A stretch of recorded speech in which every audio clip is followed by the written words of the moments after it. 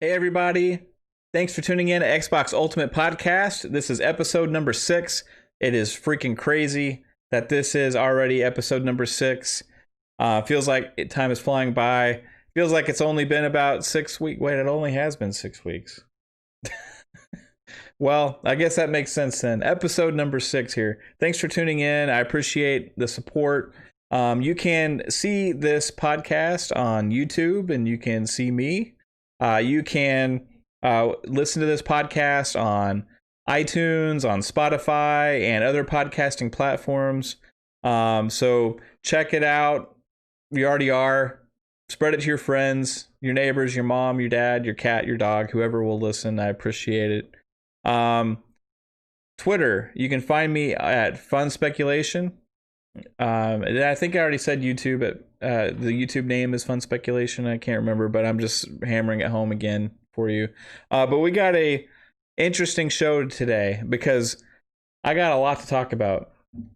I want to talk about first the Fun Speculation of the week, which is going to be the Ubisoft Forward event. We're going to speculate what they might show, what they might talk about. Maybe some interesting games will be revealed. Also, I want to talk about my reasons that I'm looking forward to next gen, right? Why am I looking forward to it? Because I keep seeing this stuff like people saying that, you know, they haven't shown us a reason to really care about getting a next gen console now because all these the launch lineups are fairly weak. And I want to talk about the reasons why I think it should still be exciting to move into next gen and why you should be excited. I know I am. So, you know, to each their own, but hear me out on those topics, okay? So then we're going to talk about The Witcher 3, some news there, some of these new games that just dropped, Avengers and Tony Hawk, and then we'll end off maybe talking about the Game Pass Game of the Week.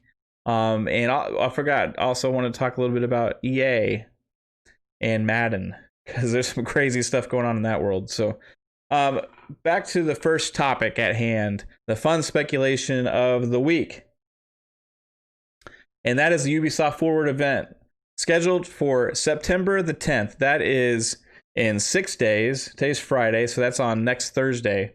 They have said on the promo, if you watch the little promo video, excuse me, my nose itches. If you see the little promo video, it says new games and big news. So that's in big bold letters. That's a pretty bold statement. You know, new games and big news. You usually don't just see these companies come out with that bold of a statement, new games and big news. So I think there is going to be some big games and big news. I don't think these are just new games. I think they're big games. I think they're games that we're going to be excited about. And I want to tell you a couple reasons why I think that. And maybe you will think that too. Who knows? First off, they've had a really bad couple months here.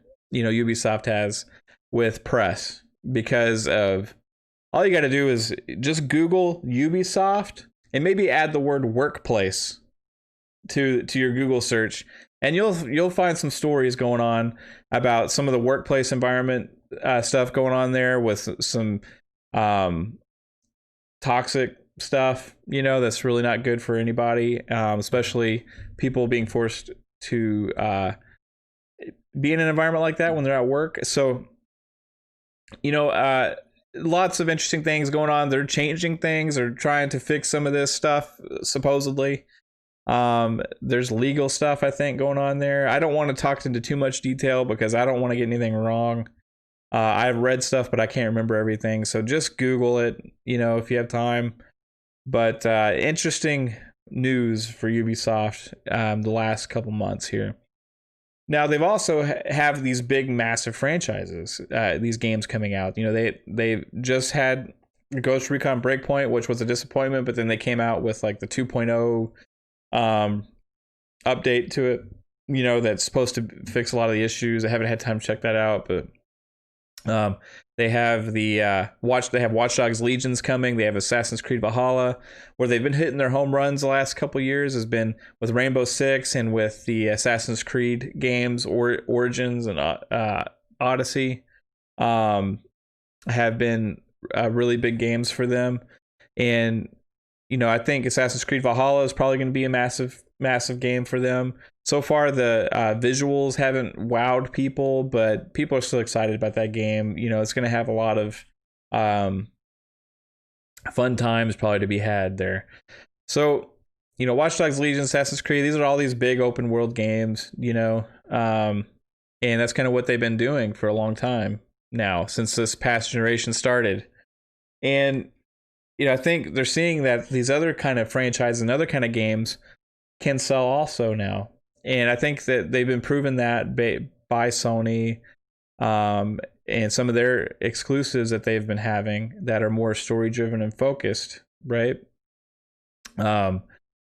So I think they're not going to be as stuck in like their formulaic approach anymore. That's what I'm hoping. I think we're going to see some different styles of games, and because of that, what I'm hoping is we finally get Splinter Cell. There's been rumors, because even going back like 2 years now, when all those games were like leaked at, like, I think it's a flyer, Walmart or something. There was a Walmart storefront on the internet. I can't remember exactly what, but there was several games that were listed, and every single one of those games turned out to be true. But there was one that was missing, and that was Splinter Cell. And maybe it got reworked, or they had to go back to the drawing board or whatever. We don't know what happened there. But it's been a while. There's a lot of Splinter Cell fans out there. There's a lot of fans of the stealth genre out there and of those type of games. And we've kind of had a gap in the market between, what happened with Metal Gear and Kojima. They haven't had one since Metal Gear Solid 5. We've had no new Splinter Cells since I think Blacklist came out, and that was right at the end of the 360 era. Right before the next gen consoles were launching. And I think, they kind of judge the sales based on that game, with saying that, it's not really needed when their other games are selling more, right?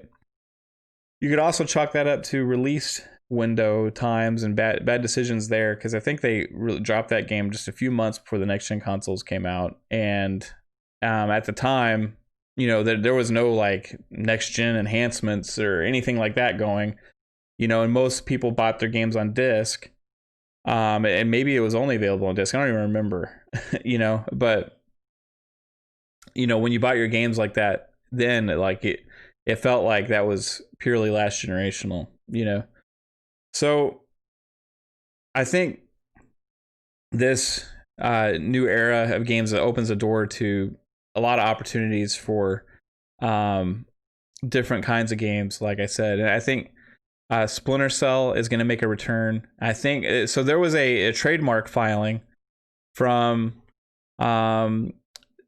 Splinter Cell, but it was for clothes.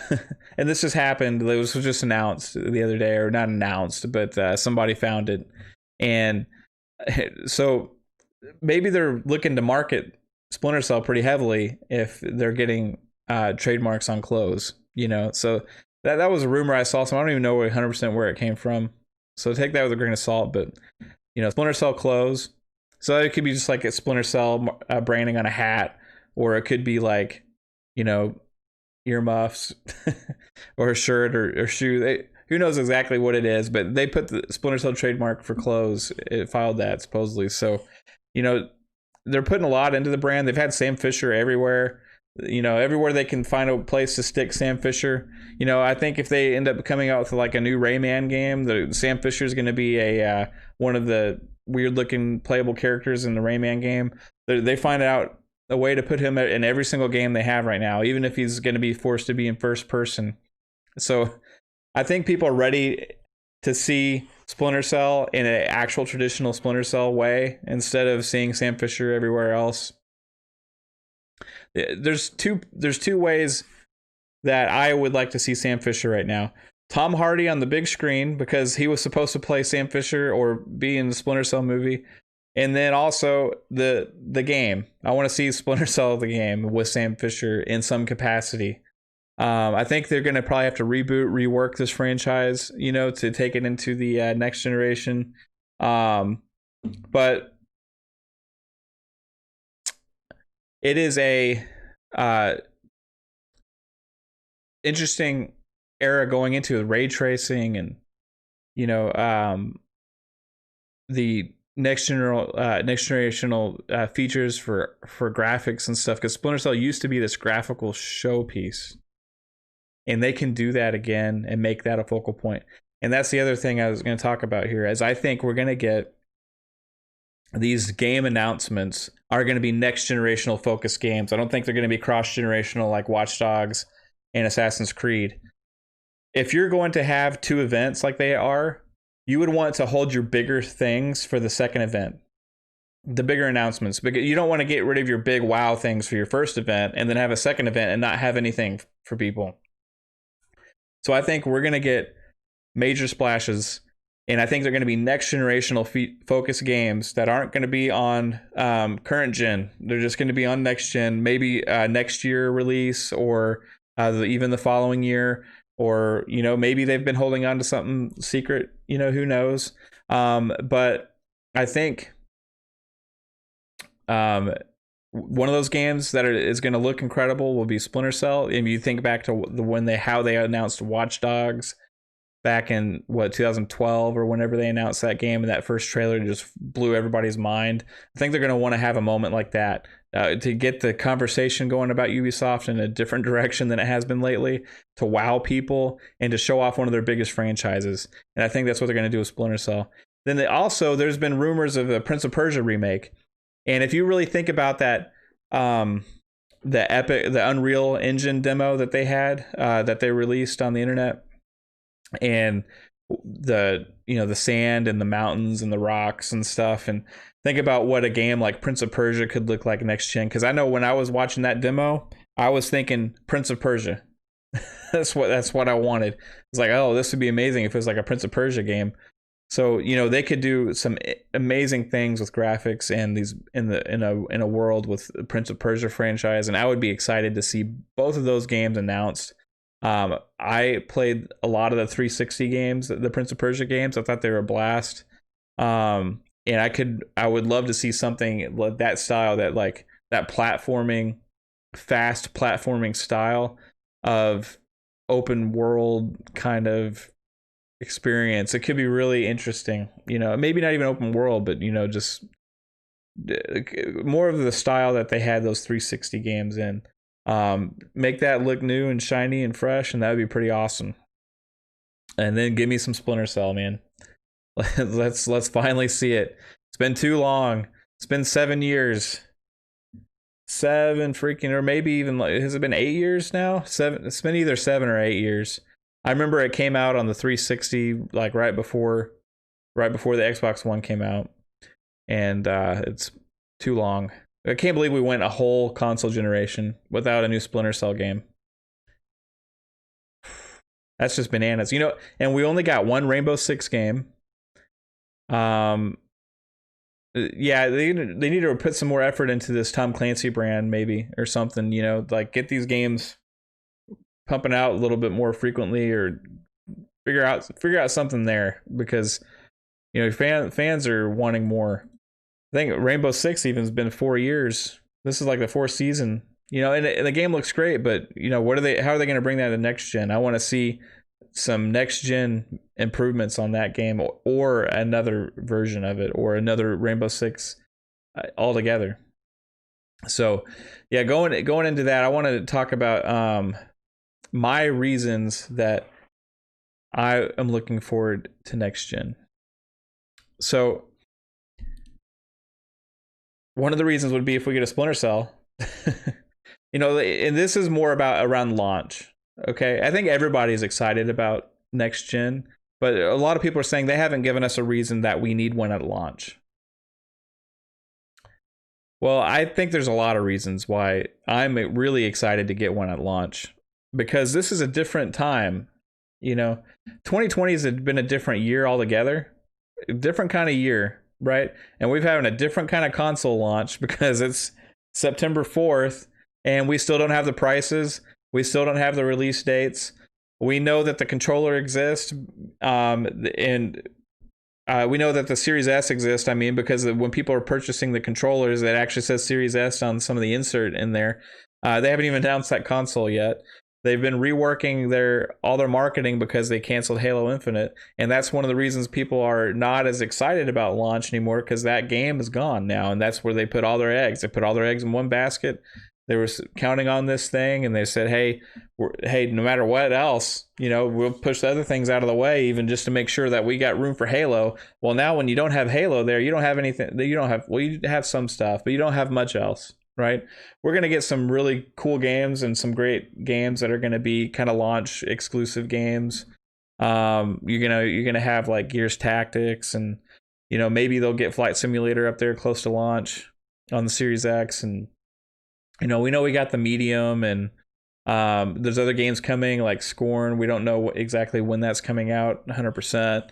We know there's just a lot of stuff around launch window. There's Crossfire X, stuff like that. So there's a lot to be excited about that are kind of next generational experiences. The Medium, as an example, it has this dual world thing going on, and it has ray tracing and stuff, supposedly. So, that game looks pretty good. But it's not that like big AAA thing. For PS5, I'm excited about that too. They got Ratchet and Clank, they got the Spider-Man Miles Morales game, and then they got the Demon Souls remake all kind of around that launch window, and then some other cool games there too. And there's plenty to be excited about there also. So I think no matter which system you're getting, you're going to have enough to play at launch, but that's not the main reason. It's because of everything else we already have. Consoles don't generally get these like it's always been different than PC is what I'm trying to say. Always it's been like every 5 years you finally get your leap on being able to play games better, but all the games you had didn't carry over with you anymore. It worked like, okay, this is a new media now. This is a new format, and my old format won't play on my new device, right? And PC has always been, okay, you upgrade your PC, your other stuff's going to look better and play better because it matters how good your PC is. On consoles, we haven't had that. And until this past generation, it started changing. When Xbox made a lot of enhancements on some of their backwards compatible games, they started doing that this generation. They started coming out with all these backwards compatible games, but they've also been adding enhancements to them, resolution and frame rate and stuff on a lot of these games. And so it's kind of been changing where we're starting to be able to experience some of these older games in a better way because of new hardware. Well, this generation is going to take that to another level, especially on the Series X, because they're even adding like features like HDR to games that have never had it. A lot of games are getting Series X enhancements or optimized for Series X, and that includes games that are releasing now. There's less reason for these companies to hold off some of their franchises from release now because they are able to just easily come out with the Series X enhancement or optimized for Series X feature, right? So, I don't know. I'm not saying it's easy to do that, but if you sell the game now and you have like smart delivery, you're automatically going to get that next gen version. So they can go ahead and sell us the game. But if you look at it, if they would have held off a few months, that would have been equivalent to what would have been a launch Series X game, right? So, games like the Avengers, games like we're going to get with Cyberpunk, there's so many games coming out, so the sports games. Now, some of these are not taking as much of a consumer-friendly approach with the next-gen enhancements, but, there's a lot that's going to be able to play, and a lot of the things that we're going to be able to play is things that we've just recently bought and or that we've bought in the past. So looking at my library of games, I have several games, and those games are either going to be enhanced for Series X, or they're just going to be running better just because the hardware in general, where they're going to potentially get better frame rates, better resolution, and maybe HDR support, because that's stuff that Xbox is doing on a hardware level with the software that's built into the hardware. So quick resume. Now some people only care about the game experience. Okay, there's like this one game that I'm waiting for that I can't experience anywhere else other than next gen that I'm excited for. And if that's all you care about, is that 100% next thing to play that you can't experience in any other way other than on next gen, then you know what? Wait for it, right? But to say that you shouldn't be excited for next gen because that maybe doesn't exist on either platform right away would be maybe not accurate. Maybe you could make a bigger case on the PlayStation 5 with the launch window that they have, with how Spider-Man is going to have some of those next gen features, even though it's a smaller game compared to like the last one that came out. Or you have Ratchet and Clank is going to have some of the stuff showing off the hard drive and stuff like that. So there's smaller experiences on the PlayStation to experience at launch that can be exciting. And Xbox, because of Halo's delay, doesn't have that huge one big thing. But if that's what you're waiting for, then you might as well wait on both consoles for 2 years, probably, right? Because that's generally every console generation goes through that growing pain of when things finally come out that were built primarily as that console being the focus, that is a big game, right? So if that's the mentality you take, then that's fine, and then you wait for it, right? But if you care about the overall experience and being able to if you play lots of games and don't just wait for that one game and play that game, if you play lots of games and you like to switch it up with the games that you're playing and you like to try different things, and I'll tell you, like Series X with Game Pass Ultimate and all of this back library that I have getting better and getting improvements, that's reason enough alone for me to be excited. Even if they didn't have any launch games, I would still be buying it to improve everything I already have, like buying a new PC, right? Or upgrading your PC.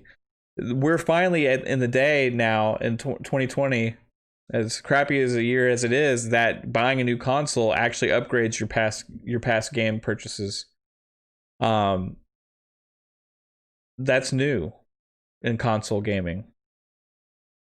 That's a new thing, and I'm down for that, right? Maybe not as much on PS5. I don't know how many of the enhancements are adding to backwards compatibility. I think there was some stuff announced that they are even doing that on the PlayStation 5 now. So, even if that's your platform, looking at your back library of games that you maybe haven't finished, your back catalog, and know that, hey, these are going to be enhanced in some way, even if it's just based on the hardware alone.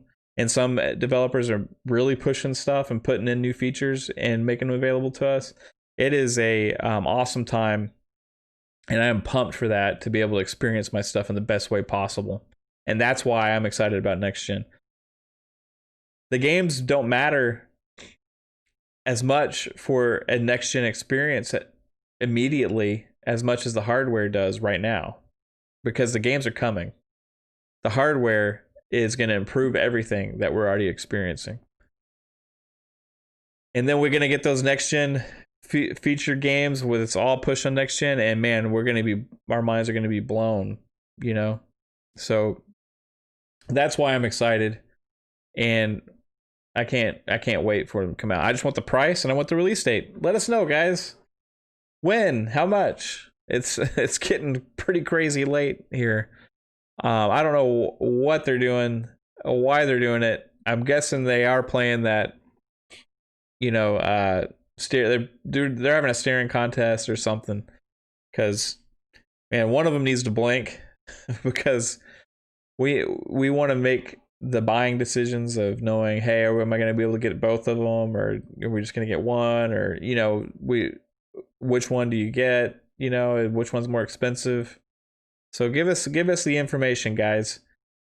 All right, so going into the next topic now. This was something that I was kind of talking about a little bit with the enhancements on the games.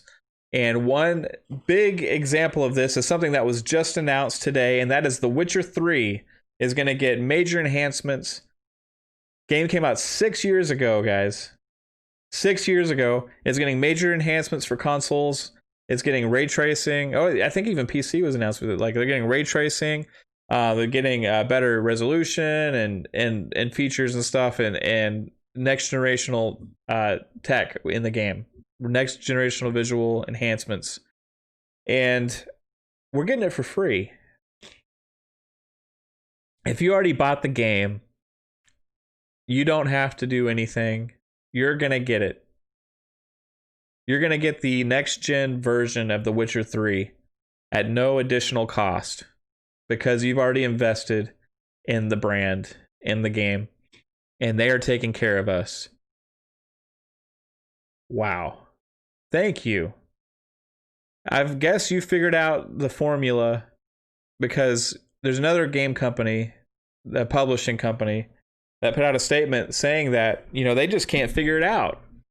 They couldn't figure out how to make it to where everybody on these platforms, on no matter what device you're on, was going to be able to get the next gen version of it for free, because somewhere along the way they always ran into some kind of roadblock. There was blockers everywhere they looked, no matter which way they tried.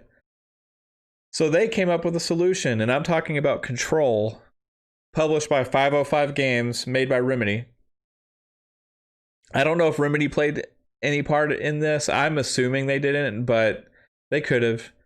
But 505 Games, their solution was to go ahead and release the expansion for Control and the original game as an Ultimate Edition on current gen. Now it's already out, but make that the version that gets enhancement for free, the one that you're just releasing. But if you already bought the game just a year ago or less than a year ago, you know what, you're left behind. Only people that buy the game now get the next gen enhancement with the Ultimate Edition. That was their solution, to release another current gen SKU and enhance that one instead of just enhance the original SKU that people have already purchased. I wonder how CD Projekt Red figured it out, and how these other game companies are figuring it out, and how you can't. So that makes you look pretty bad, especially when that game only came out a year ago. The Witcher 3 came out 6 years ago. So that's pretty crappy in my book. And I applaud CD Projekt Red for doing this on a game that came out that long ago. We're about to buy GTA 5 for the third time, probably. They haven't announced pricing on it, I don't think, on the next gen. But that was the first thing they showed at the PlayStation conference. So GTA 5 coming again, and I'm sure they're going to sell it to us because of the way 2K has been doing with their pricing and stuff, and even like the NBA making us pay $99.99 to get both versions or you can just wait and get one version. But it's pretty crazy what's going on with, granted, let's say that NBA 2K on next gen is a completely different game, not just enhanced visuals and stuff. Maybe it's just a different experience. Then that makes sense, but to have it be a premium price to get both versions, Is kind of ridiculous. We should applaud what like CD Projekt Red's doing, what Microsoft is doing with the smart delivery program and pushing that, because it is really bringing to light some of the people that are just wanting to take advantage of the game and sell it to us in multiple ways possible. We should be past that definitive edition, ultimate edition thing that we had back in 2013 with all these re-releases of games. We already invested in the game. We already bought it. We should get the investment back to us as the gamers with this improved technology. A lot of those games already have a lot of those features on PC. They've just been held off from console. So, give us the goods, and especially if you're releasing your game now or recently released it, to not have that option is pretty crappy to me, because that just would make me think that you're planning on selling it again to us later. So we'll see. Another example of something that is similar, but in a different, complete way, is Mario 3D All-Stars. And this is exciting because I love Mario. And, these are older games. I mean, I'm talking about older, even though Mario Galaxy isn't as old, but, you have Mario 64, you have Mario Sunshine, and then you have Mario Galaxy as part of the Mario 3D All-Stars game that was just announced yesterday from Nintendo for the Mario 35th anniversary thing. And, going back at Mario 64, to me, was one of the best games ever. And it changed the gaming. If you're around my age, and I was in like 4th or 5th grade, I think I was one of those kids, where had the family videotaping them at Christmas the year that the 64 came out, and freaked out on camera. Like I stupidly threw my 64 up in the air, like in the box when I saw it, because I was so excited, because that's what everybody wanted back then, and it was awesome. Because that was the first time we really experienced these like 3D worlds on a game console and TV and stuff, And Mario 64 just freaking blew my mind back then. And to have that come back in an accessible way on the Switch is going to be pretty awesome.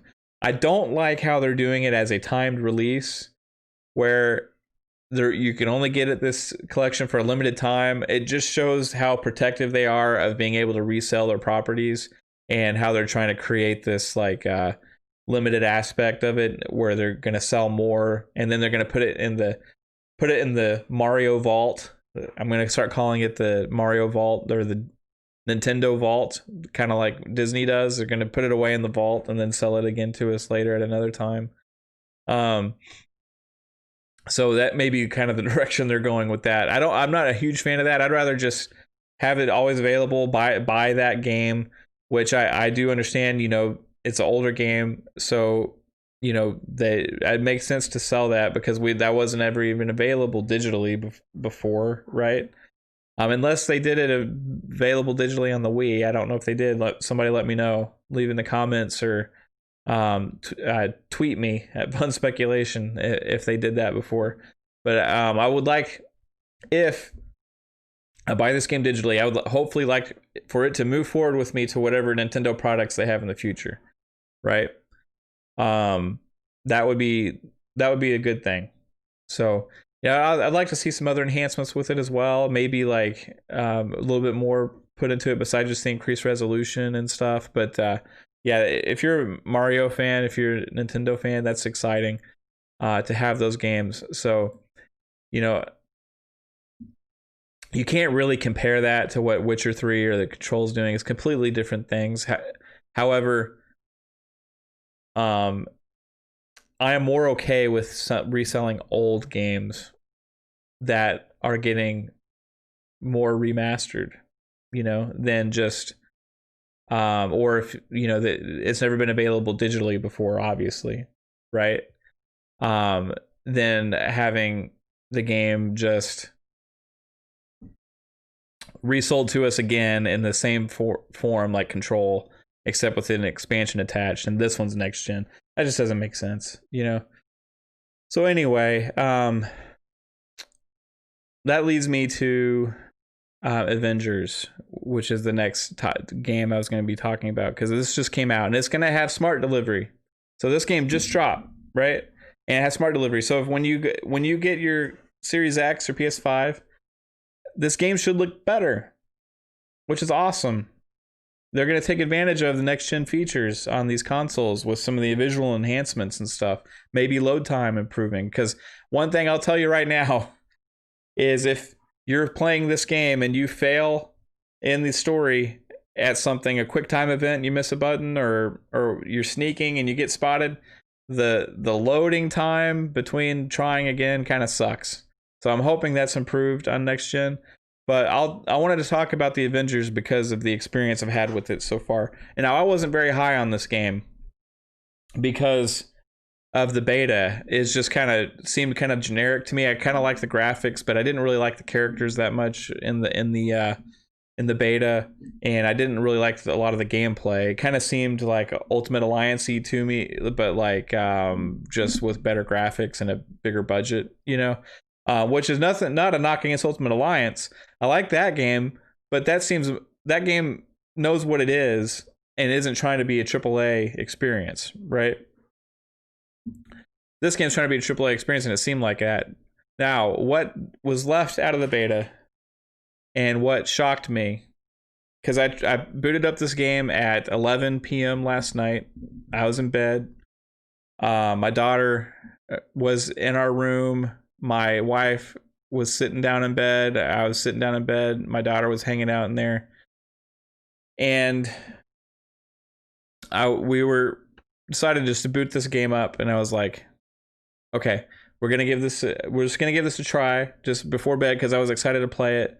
But we got to get to bed soon. So I'm just going to play it for a little bit, right? So I booted up the game, and man, that opening storyline, the opening sequence with Kamala Khan going to the Avengers headquarters thing for that competition. I don't want to spoil too much. Maybe I already am. So I'll stop there. This is the opening sequence. The opening sequence to this game is one of the best story feeling experiences that I've had watching a game, especially when my daughter was watching. And the quality of the graphics, the voice acting, and then going into the environment that it was just gave you this feeling. And we ended up playing about an hour last night because we couldn't put it down. We had to get through that whole experience. And you know, before the end of it, my daughter was taking the controller out of my hands and forcing me to give it to her and was demanding to play the game. And she doesn't play anything really other than Fortnite and Minecraft and Roblox. Occasionally she'll try other stuff. I've tried numerous times to get her into other games. She does play Sea of Thieves and stuff like that sometimes. She's gotten into that a little bit lately. But this game just grabbed her, the story, you know. My wife was like super into the story, focused on it. She loved it. She couldn't wait to see what happened next, and was asking about when are you gonna play. You're not gonna be able. She told me you're not gonna be able to play this game without me watching. And you know, we are kind of like she likes Marvel stuff and she likes some of this stuff, but not like I do, right? Like I'm big time into the superhero stuff and in the movies, and you know, I got my if you watch on YouTube, I got a picture of Gambit back there, and I got, you know, Ninja Turtles over here you can kind of see, and I got Batman stuff back there, and you can't even see on this other side. I got all kinds of stuff over here. You know, I'm big into this Marvel stuff, and you know, the story though was just so engaging with as a dad. And and seeing my daughter really get into it just made me really happy. So I encourage. Now the story could go downhill, right? I saw a little bit more because my daughter started playing it after. I know she stayed up late, but we're doing homeschool stuff right now, right? So she played a little bit today after school, and so I saw a little bit more of the story, and so far it's still just as good, right? But it could go off the rails. This is not a review of the whole game, okay? But if you like a good feeling story narrative, play that opening sequence of the Avengers and take it from there, because it grabbed me, it grabbed my wife, it hooked my daughter, and that's all she's been playing today. So props to you guys, and you know what? Thank you for not including that in the beta, because it surprised me and it got people talking. So I saw some of the reviews on Metacritic and stuff. Like, I think it's like hovering around a 72 right now.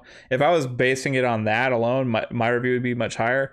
But I know it's mainly going to be like a games of service type multiplayer style game. So we'll get into more of that after I get through the story. But right now, the story is awesome. So if you like story-based games, if you like a good quality story, so far it's been pretty dang good. So we'll see how long it is too, though. I'm not sure about that. Maybe I'll review the story, and once I finish it as a separate review, and then play the multiplayer, and then review that, and then have a episode on my YouTube channel just about that game. That sounds like it could be fun. Next, I also want to talk about the other game that came out last night, and that's Tony Hawk's Pro Skater. Now, if you want to do a remake, a remaster, if you want to release a game again and pay for it, make people pay for it all over again, this is 100% the way to do it, because the developer that made this game, props to you guys. That is, it stays. If you were in high school in the late 90s, early 2000s, then you know what Tony Hawk was all about, right? If you played games back then, I mean, you put hours and hours into Tony Hawk. Even if you weren't like a skateboarding, like huge skateboarding fan, at that time, skateboarding was taking off. All of that, like the X Games stuff started like exploding, and skateboarding really grew around the same time that this game grew, and it just took off to another level. And Tony Hawk's Pro Skater was maybe influential in that. I don't know. There was a lot of guys that I became familiar with that were skaters just because of that game, that I liked their special moves in Tony Hawk, so I actually would start to watch the X Games and see if they would do some of that stuff when I was watching, right? It was a great game then, and part of it was how good it felt, right? You couldn't recreate that feeling that game had with the controls. It was just the combo systems and being able to rank up that super high combos, and it's kind of arcadey, but it's just gets you in this like this mode of just having a good chill time while also improving and getting your score up higher and higher and higher. And it was addicting. And they kept that formula going for several games, and it worked. And then at some point they fell off the rails towards the end there, But Tony Hawk 1 and 2, those were great games. And man, did they nail this remaster? I mean, it feels like if they made the game in 2020, that's what it would feel like, right?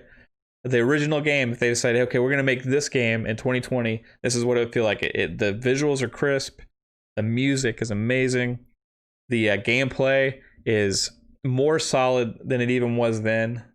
It is awesome. So if you're a fan of Tony Hawk, check that game out. If you're a fan of skateboarding, check it out. If you're a fan of video games, check it out. If you were on the fence because you don't know, they might have ruined it, your memories of it or whatever, give Tony Hawk a try, because man, it's awesome. And I can't wait to see I think there's like I haven't checked it out, but the online creation tool or the skate park creation tool. I need to check more into that, because if you can actually create parks and share them online with like to everybody, and you can, maybe there's a filter system where you can find the best one somehow, that could take this game into another level than we've ever even thought. So there could be some growth potential there with Tony Hawk and some of the streaming community, and some of that creative community that could be pretty fun. So I am really interested to see that. Now, I want to talk about something that isn't so awesome in the sports gaming world, since we're kind of onto sports games. If you consider skateboarding a sports game, that's completely a sports game, right? And that's Madden. Oh boy, Madden. I think, I've played every Madden that's come out since probably the year 2001, I think. Maybe before. No, even before then. It was like 99, 98 is probably when I really started playing Madden.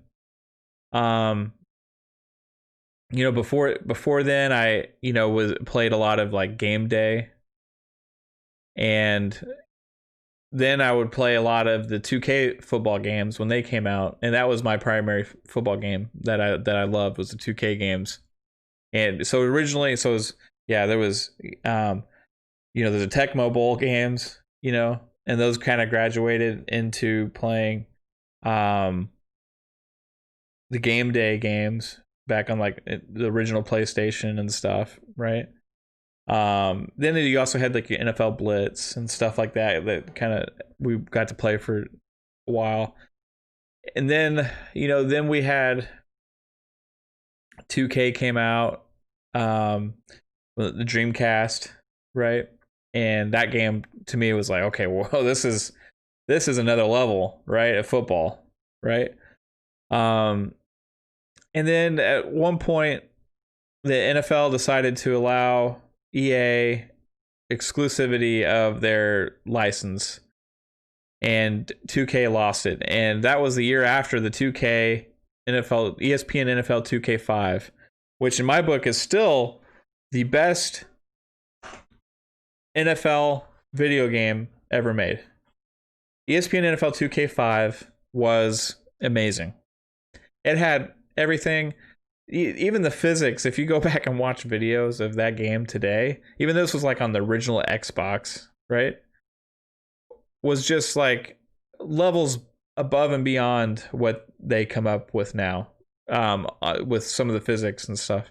Now, I'm not saying visually it was as good as what they have now, because that's, you're talking about 15 years ago. Well, actually, that would have come out in 2014, so that's 16 years ago, right? So, or sorry, 2004. So yeah, that's 16 years ago. 16 years ago, guys. And that game still, like, if I were to grab it and play it today, I believe it would play better than Madden. So many great things about that. And EA got the exclusive license from NFL, and they've held on to it ever since then. And for a while it was going okay. Madden games were great. I played every single one because I'm such an NFL fan. I love my personal team is the Cowboys. I'm a huge homer. I love all the Dallas sports teams because I live in the Dallas area, and I've always lived in the Dallas area. So, for me, I need to play that NFL video game every year. It's just part of who I am, right? The same with NBA. I've always played the NBA games, and I always play hockey games for the most. I don't always play. I play the hockey games quite a bit, but NFL's got that exclusivity with EA, and the last couple years it has just gone really wrong. Like, I don't know if something happened at EA in the shakeup of like leadership at the studios that are making these sports games or what, but it seems like all they care about is gouging people on Ultimate Team, and overcharging for stuff, and making it as pay to win as possible and make you want to buy these bundles. And I'm guilty of it too. You know, I've played Ultimate Team now for about 4 or 5 years, maybe. I don't know how long it's been out, but I've played quite a bit of it, and I've poured money into it because it's made, when I've had that exposable income at times, I've like, okay, well, I really want this guy, and I don't have as much time to play as these, like, you know, teenagers that are sitting there playing constantly and grinding this stuff out. And the only way you can compete when you do play is to get some of the better players. And the only way you could do that is by getting coins, which you'd have to buy bundles to sell players, or hopefully get lucky and hit the jackpot on a player, right? But they've gone the last couple of years to where now even the systems you have for leveling up, when you level up in the game mode, you level up, and your prize, you know what your prize is? They allow you the opportunity to purchase something with real money. You know, and those prizes aren't even that great, right? So they have a reward system that encourages you to purchase that like it's a gift. Like, this is your prize. Here, you can buy this. It costs real money. Every week we're going to have a bundle come out that's going to cost $100. $90 if you sign up for EA access, right? It's going to cost $100 for a bundle, and you know, maybe you'll get lucky and get a really good card, but maybe you won't. You know, so, you know, and they have these packs constantly and stuff, and a lot of them you can't buy with in-game currency. You can only buy them with real currency. In fact, any of the good stuff usually you can't buy with in-game currency. They hold that off for real currency, and it's getting kind of sickening with the Ultimate Team. And 2K is guilty of this a little bit too. Now because of the success of Ultimate Team, they've created, you know, the My Team modes in 2K. I haven't got as sucked into those ones as yet that I did with the Ultimate Team, so I can't talk into too much about how their pricing models go. But I have seen some of the same stuff there. But we've seen 2K with what they've done with some of their you know, next gen enhancements and stuff, and not being very consumer friendly. But I will say this, for just besides this Ultimate Team talk, and whether it's right that these game companies put this stuff out there and that it's so expensive and crazy, whether that's right or not, that's a debate for other people. I personally think it needs to change. At least drop the prices significantly, because it is freaking crazy. There's no reason that digital football cards should cost $100 to buy, and then they lose their value later once the new game comes out, especially when you're purchasing a game for $60 in the first place, or $70 if you're 2K for next gen, right? So, you know, there's a little bit of greed and tactics going on with the way that these Ultimate Team and My Team modes go, and I'm starting to lose interest some into sports games in general, because that's a lot of where the focus is going, is in those modes. But they keep raising the prices and finding more ways to get money out of us. So that is taking my love for some of these sports games away. However, I still like to play the games. I still like the franchise mode. I still like seasons mode. I really loved when 2K had the online career mode for for playing your franchises online with your friends, you know, and stuff like that. I like that stuff. But when you don't have competition, it goes downhill. And, you know, Madden has not had any competition making football games for 16 years. And you're seeing fans finally have had enough, right? With this year's release, it seems most ever like copy and paste 2020 to 2021 Madden, except we're going to change the digital graphics in a lot of places and maybe just give some bug fixes and enhancements. It's what it seems like when you're playing it. There's one new mode in there, the yard, and some people are having fun with that. I don't know, you know, even the Ultimate Team, which they stopped supporting last year, unreasonably early. It seems like copy and paste pretty much from last year, except just different graphics and art on the cards and on the animations for opening packs and stuff like that. So, I think fans are upset, and the evidence is in the user score on Metacritic, because I do not know if we've ever seen anything like this before, and I think people are trying to get in the NFL to take notice, because if the NFL cares about their fans, they will take notice, because people are speaking right now, and EA's Madden NFL 21 has a 0.2 as a user score right now. Now, even like games that are really bad or had bad fan service before have not reached that level of hate. This is crazy. A 0.2 user score. And not only that, yesterday it was trending on Twitter for hours as number 4 and 5 topics on Twitter. EA or NFL drop EA Monopoly or something, some hashtag like that. So people are really trying to get EA's and the NFL's attention, and since then EA has announced a bunch of enhancements coming to franchise mode, but people aren't happy. People are speaking up, and I'm hoping the NFL is listening and does something about this, because when you are the only show in town and your show is starting to become a little sleazy and crappy, it would be nice to either have a massive improvement in that show quality or another alternative of something to go see. And 2K has proven in the past to be able to put out good quality football games. I think opening up the competition between them two on every game is better. Unfortunately, EA proved they couldn't put out a decent competition basketball game, so they just gave up. So at least 2K didn't get the exclusivity for that. I mean, they just killed them. They just beat them at sports games is what 2K did to EA at with basketball.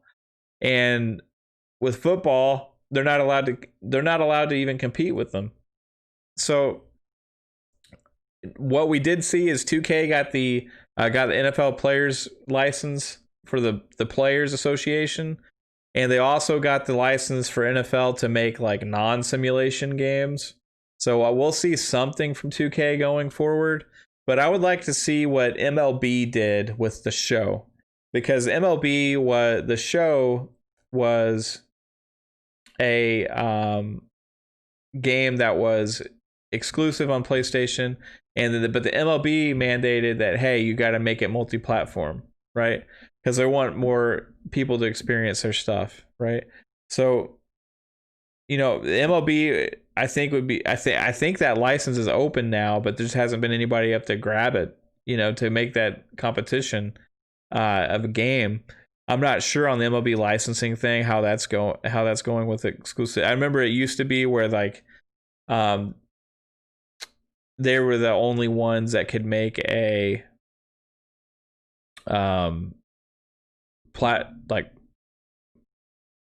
console holder first party game, I think. So I'm not sure exactly how it's going with that, but I think other players could get into the MLB game now. They did have 2K did make the MLB 2K series, and then they gave up on it. So that was a multi-platform game. So it wasn't purely exclusivity there for a while. So again, one game franchise killing another one pretty much. So maybe that's why maybe they're thinking, okay, well, there can only be really one that exists anyway. But I don't think that's the case. I think we need to see competition. I think MLB The Show needs some competition out there. It's great that it's going multi-platform, and MLB is kind of forcing that. I would like to see the NFL open up their licensing to allow competition. I would like to see EA get back into basketball and try and keep investing in it and improving it, because live for a while was getting better.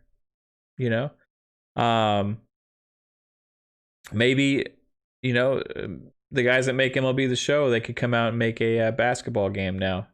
That would be good because if Sony used to have some great basketball games, so the NBA shootout games, those were my favorite back then. So let's see some more competition. NFL, I hope you're listening to your fans. You got 0.2. Anything associated with your brand that has a 0.2 on a user score should be looked at heavily, and that should be disappointing to you. So I'm going to end this show, guys, with my Game Pass game of the week. My Game Pass game of the week for episode 6. Now, this is September 4th, 2020. Is Resident Evil 7 Biohazard. So the reason I'm highlighting this game is because it's a fantastic game, and a lot of people love this game. It sold really well, has great reviews, and it's on Game Pass.